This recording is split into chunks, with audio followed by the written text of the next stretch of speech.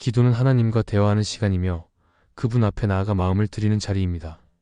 그런데 많은 분들이 기도를 하면서도 마음에 확신이 없고 기도의 자리에서 쉽게 낙심하는 경우가 많습니다. 그 이유는 말씀 없이 기도하기 때문입니다. 말씀을 붙잡지 않으면 기도는 흔들리기 쉽습니다. 하지만 하나님의 말씀을 붙들고 기도하면 다릅니다. 기도는 더 이상 막연하지 않고 하나님의 뜻 안에서 담대함과 확신을 갖게 됩니다.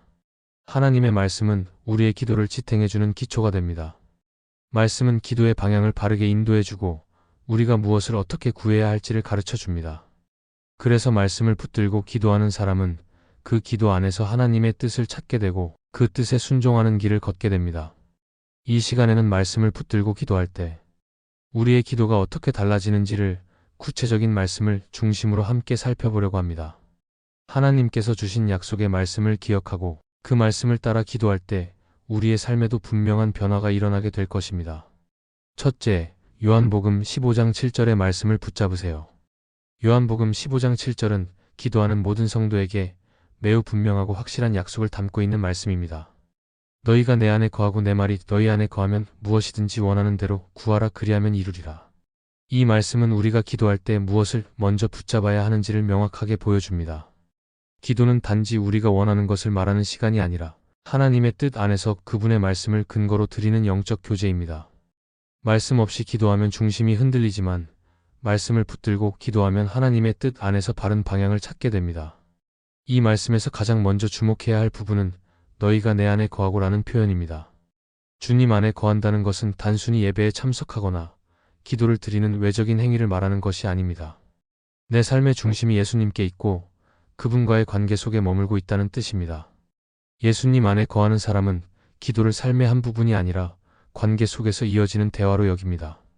그래서 이런 사람은 기도에서 먼저 자신의 뜻을 말하기보다는 하나님께 마음을 열고 듣는 데 집중합니다. 또한 이 말씀은 내 말이 너희 안에 거하면 이라고 말합니다. 말씀을 마음에 품는 것은 단순히 암송하거나 지식적으로 이해하는 것을 의미하지 않습니다. 말씀을 듣고 그것을 마음에 담고 그것이 나의 생각과 태도와 선택을 이끄는 기준이 되게 하는 것입니다. 말씀 안에 거한다는 것은 내 마음과 삶이 하나님의 말씀에 의해 통제받고 있다는 뜻입니다. 그러므로 하나님의 말씀이 내 안에 살아 역사하고 그 말씀이 나의 기도 제목에 영향을 주고 기도하는 방식에도 변화가 일어납니다. 이전에는 내 감정이나 형편에 따라 기도했다면 이제는 말씀이 내 안에서 기도를 이끌게 됩니다. 그리고 주님은 말씀하십니다. 무엇이든지 원하는 대로 구하라. 그리하면 이루리라. 이 부분에서 우리는 기도의 능력과 기도의 담대함을 배웁니다. 주님 안에 거하고 그분의 말씀이 내 안에 거하는 사람은 하나님께 무엇이든지 구할 수 있는 특권을 누리게 됩니다. 이 구하라는 명령은 소극적인 표현이 아닙니다. 하나님의 자녀에게 주어진 권한입니다. 말씀을 붙들고 기도할 때는 하나님께서 듣고 계신다는 확신이 생기고 그 확신은 기도를 멈추지 않게 하는 동력이 됩니다. 그러나 여기서 중요한 점은 무엇이든 원하는 대로 구하라는 말씀이 말 그대로 아무 것이나 다 달라고 하는 것을 의미하지는 않는다는 것입니다. 하나님께서 말씀을 중심에 두고 기도하는 자에게 무엇이든지 허락하신다는 것은 그 기도가 이미 하나님의 뜻 안에서 빚어진 것이기 때문입니다. 말씀 안에 거하는 사람은 하나님의 마음을 알고 그 마음에 합당한 것을 구하게 됩니다. 그래서 응답이 오면 하나님께 영광을 돌리고 응답이 지연되면 그 뜻을 신뢰하며 기다릴 수 있습니다. 우리가 기도하면서 낙심하고 흔들리는 이유는 말씀 없이 기도하기 때문입니다. 말씀을 붙들지 않으면 기도의 자리에서 쉽게 피곤해지고 현실의 문제에 눌리게 됩니다. 그러나 요한복음 15장 7절의 말씀을 마음에 새기고 매일의 기도 속에서 이 말씀을 되새기면 기도는 더 이상 막연한 소원이 아니라 하나님의 뜻을 찾아가는 여정이 됩니다. 이 말씀을 붙들고 기도하면 형편에 흔들리지 않고 사람의 말에 요동하지 않고 하나님의 음성에만 귀를 기울이게 됩니다. 말씀은 기도의 시작입니다. 말씀을 붙들지 않으면 기도는 중심을 잃게 되고 결국 응답을 기다리는 동안 지치게 됩니다. 하지만 말씀 위에 선 기도는 오래 견딜 수 있습니다. 주님께서 나를 인도하시고 그 말씀이 결국 내 삶 속에 이루어질 것을 믿기 때문입니다. 그러므로 말씀을 붙들고 기도하는 사람은 조급해하지 않습니다. 눈에 보이는 변화가 없어도 하나님의 약속을 붙들고 끝까지 기다립니다. 왜냐하면 그 말씀을 주신 분이 신실하시고 그 말씀을 이루실 분이기 때문입니다. 말씀 없는 기도는 자기를 위로하기 위한 말에 불과할 수 있지만 말씀 위에 선 기도는 하나님과 함께 걷는 믿음의 걸음이 됩니다. 그러므로 기도의 자리로 나아갈 때 가장 먼저 해야 할 일은 말씀을 펴는 것입니다. 그 말씀을 내 마음에 담고 그 말씀을 근거로 기도하고 그 말씀이 내 입술의 고백이 되게 해야 합니다. 그렇게 기도하는 사람은 하나님이 어떤 분이신지를 점점 더 깊이 알게 되고 그분의 뜻 안에서 자라나게 됩니다. 요한복음 15장 7절의 말씀을 붙들고 기도하십시오. 주님의 말씀을 날마다 마음에 새기며 그 말씀이 나를 인도하도록 기도하십시오. 그러면 그 기도는 더 이상 외로운 외침이 아니라 살아계신 하나님과 동행하는 실제적인 능력이 될 것입니다. 이 말씀을 붙드는 기도는 하나님께서 기뻐하시고 반드시 응답하시는 기도입니다. 둘째, 이사야 55장 11절의 말씀을 붙잡으세요. 이사야 55장 11절은 이렇게 말씀합니다. 내 입에서 나가는 말도 헛되이 내게로 돌아오지 아니하고 나의 기뻐하는 뜻을 이루며 내가 보낸 일에 형통함이니라.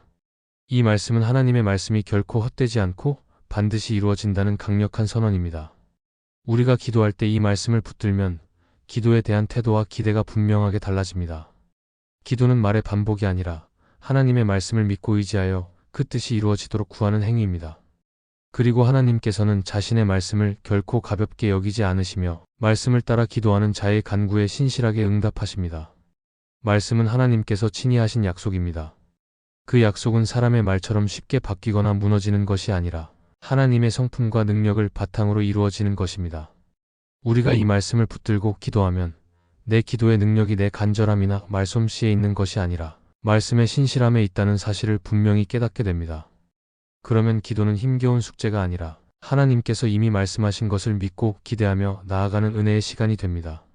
사람은 말과 행동이 다를 때가 많습니다. 하지만 하나님은 자신의 말씀을 반드시 지키시는 분이십니다. 그분의 말씀은 공허하지 않고 목적 없이 흘러가지 않습니다. 하나님께서 하신 말씀은 정확한 뜻과 방향을 가지고 있으며 그 말씀이 나아간 자리마다 하나님께서 계획하신 일이 반드시 이루어집니다. 그렇기 때문에 우리가 기도할 때 하나님의 말씀을 붙들고 기도하면 이미 하나님의 계획 안에 있는 뜻을 함께 구하는 자리에 서게 되는 것입니다. 이때의 기도는 내 뜻을 강하게 주장하는 것이 아니라 하나님의 뜻에 나를 맡기는 신뢰의 고백이 됩니다. 이사야 55장 11절은 기도하는 자에게 인내와 소망을 줍니다. 기도를 드린 후에 바로 눈에 보이는 변화가 없을 수 있습니다. 그러나 하나님께서 보내신 말씀은 시간이 지나도 반드시 결실을 맺습니다. 그러므로 말씀을 믿고 기도하는 사람은 기다릴 줄 압니다. 지연되는 시간 속에서도 낙심하지 않고 오히려 그 시간이 하나님의 뜻이 이루어지는 과정임을 믿고 참고 견딥니다. 왜냐하면 하나님은 말씀을 보내신 분이시고 그 말씀은 헛되지 않기 때문입니다. 말씀은 우리 기도의 뿌리를 깊게 만들어줍니다. 기도할 때마다 내가 지금 드리는 말이 공허하게 흩어지는 것이 아니라 하나님의 말씀이 나를 통해 다시 주님께로 돌아간다는 확신이 생깁니다. 그러면 기도는 흔들리지 않고 상황에 따라 무너지지 않습니다. 말씀은 변하지 않고 하나님의 계획은 멈추지 않기 때문입니다.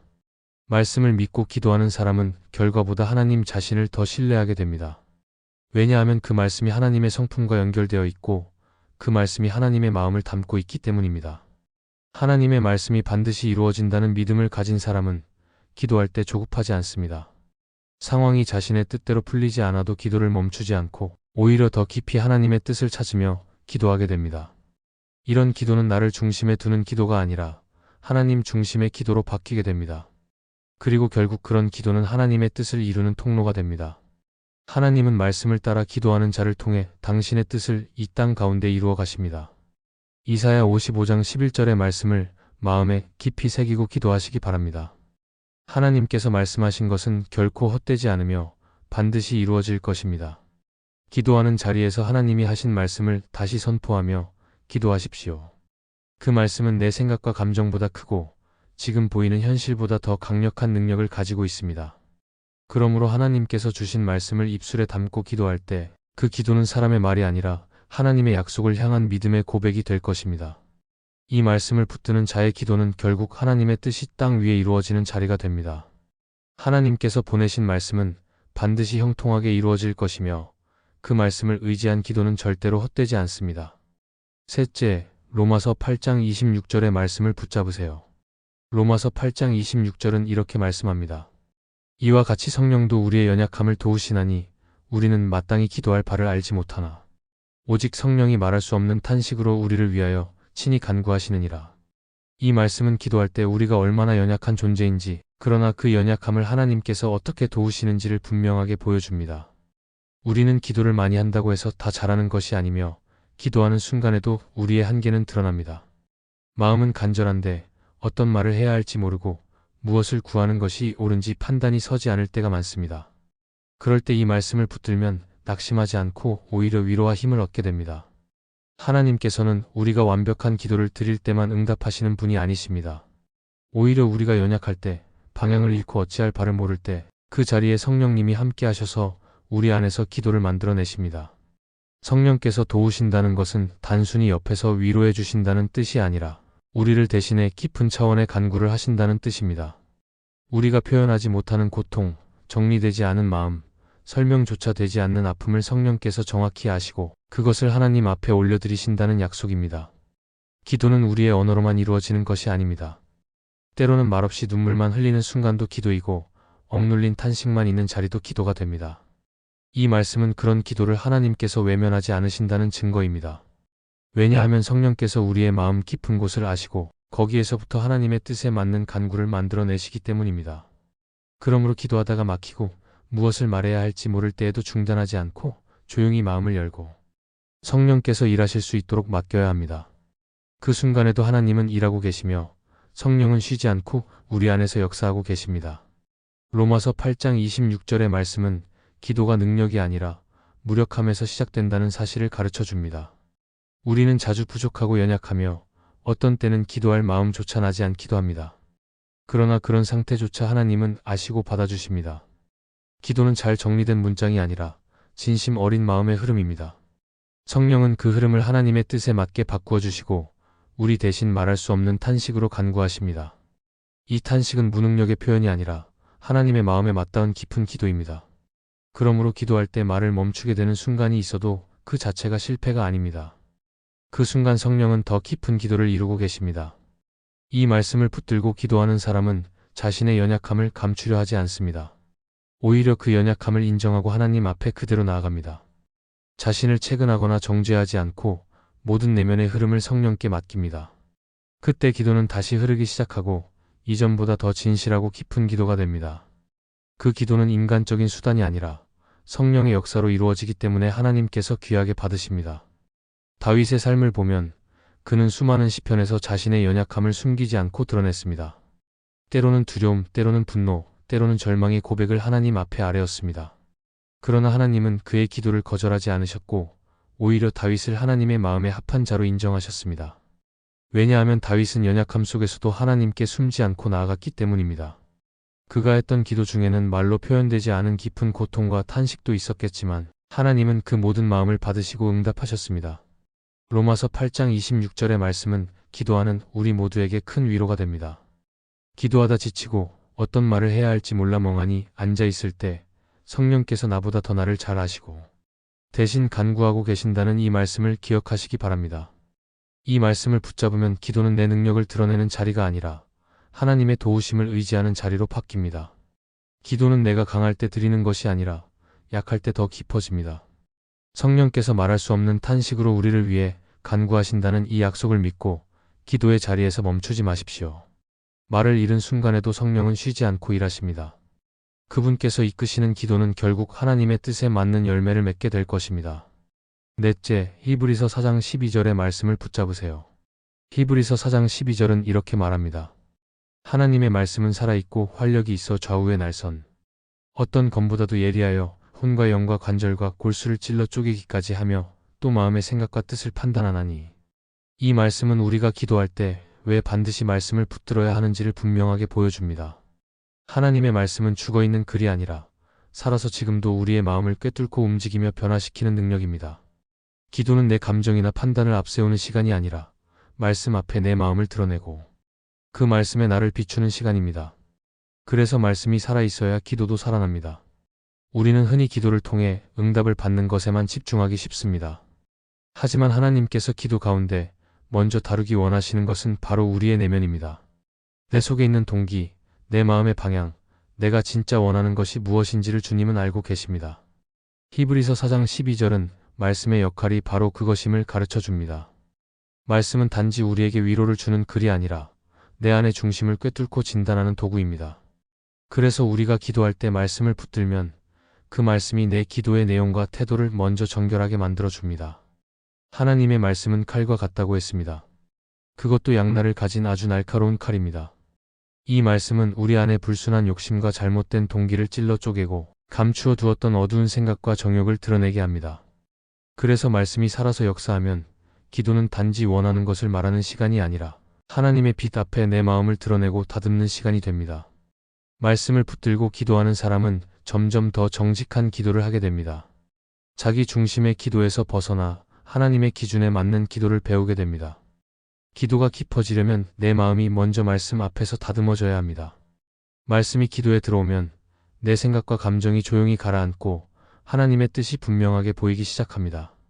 기도의 말이 짧아질 수도 있고 때로는 입을 닫게 될 수도 있습니다. 그러나 그런 순간에도 말씀은 내 안에서 여전히 일하고 있습니다. 말씀은 기도를 멈추게 하지 않고 오히려 더 깊은 자리로 인도합니다. 겉으로 보기에는 조용한 시간이지만 그 안에서는 하나님의 손이 내 영혼을 다루고 계시는 것입니다. 팀 켈러는 자신의 책 기도에서 이렇게 말합니다. 성경을 읽지 않고 기도하는 것은 하나님이 누구신지 잘 모른 채 막연히 말하는 것과 같다. 이 말은 히브리서 4장 12절의 진리와 맞닿아 있습니다. 하나님은 우리가 누구인지 아실 뿐 아니라 우리가 지금 어떤 상태로 기도하고 있는지도 정확히 알고 계십니다. 그 하나님 앞에 나아갈 때 우리는 말씀을 피해서는 안 됩니다. 오히려 말씀을 붙들고 기도할 때 비로소 우리는 하나님의 마음에 가까이 다가갈 수 있습니다. 말씀을 붙드는 기도는 내 안의 허상을 무너뜨리고 진실한 고백으로 나아가게 합니다. 말씀은 내 감정에 취해 있는 기도를 깨어나게 하고 현실을 외면한 기도를 바로잡아 줍니다. 기도는 단지 마음을 편하게 하려는 도구가 아닙니다. 하나님의 뜻을 분별하고 그 뜻에 순종하기 위한 과정입니다.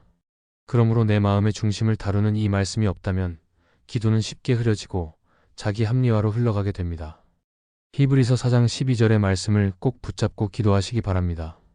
기도할 때마다 말씀을 펴고 그 말씀에 비추어 내 마음을 점검하고 그 말씀을 근거로 기도의 내용을 다듬어 가시길 바랍니다. 그러면 기도는 점점 더 하나님께 가까이 가는 시간이 될 것이며 내 뜻을 주장하는 기도가 아니라 하나님의 뜻에 나를 내어 맡기는 거룩한 시간이 될 것입니다. 말씀은 살아있습니다. 그리고 그 말씀 앞에 정직하게 설 때 하나님께서 우리의 기도를 더욱 깊고 온전하게 이끄실 것입니다. 지금까지 우리는 말씀을 붙들고 기도할 때 기도가 어떻게 달라지는지를 살펴보았습니다. 요한복음 15장 7절에서는 말씀이 우리 안에 거할 때 기도의 응답이 따른다고 하셨고 이사야 55장 11절에서는 하나님의 말씀은 결코 헛되지 않고 반드시 이루어진다고 하셨습니다. 로마서 8장 26절은 우리의 연약함 속에서도 성령께서 말씀에 따라 간구하시며 도우신다고 증언했고 히브리서 4장 12절은 말씀이 우리의 마음과 중심을 꿰뚫는 능력이 있다고 말합니다. 기도는 단지 소원을 말하는 시간이 아니라 하나님의 뜻을 구하고 말씀에 순종하는 자리입니다. 말씀을 붙들고 기도하는 사람은 흔들리지 않습니다. 응답이 더딜지라도 낙심하지 않고 눈에 보이는 결과가 없을지라도 포기하지 않습니다. 왜냐하면 말씀에 근거한 기도는 이미 하나님의 뜻에 닿아 있기 때문입니다. 그러므로 기도할 때는 반드시 말씀을 먼저 붙드셔야 합니다. 말씀을 묵상하고 그 말씀에 내 마음을 비추며 그 말씀을 근거로 하나님께 나아가야 합니다. 그럴 때 기도는 형식이 아니라 능력이 되고 감정이 아니라 진리가 됩니다. 하나님은 자신의 말씀을 지키시는 분이시며 말씀을 따라 드리는 기도를 절대로 외면하지 않으십니다. 하나님의 말씀을 깊이 품고 그 말씀을 기도에 담는 삶을 날마다 실천하시기 바랍니다. 그렇게 기도하는 자의 삶에는 반드시 변화와 응답이 따르게 될 것입니다. 이 말씀이 마음의 은혜가 되셨다면 좋아요와 구독으로 함께 해주세요. 그리고 댓글에 아멘이라고 남겨주시면 하나님의 은혜가 더 많은 사람들에게 전해질 것입니다. 여러분의 삶 위에 하나님의 은혜가 언제나 함께 하시기를 바랍니다. 감사합니다.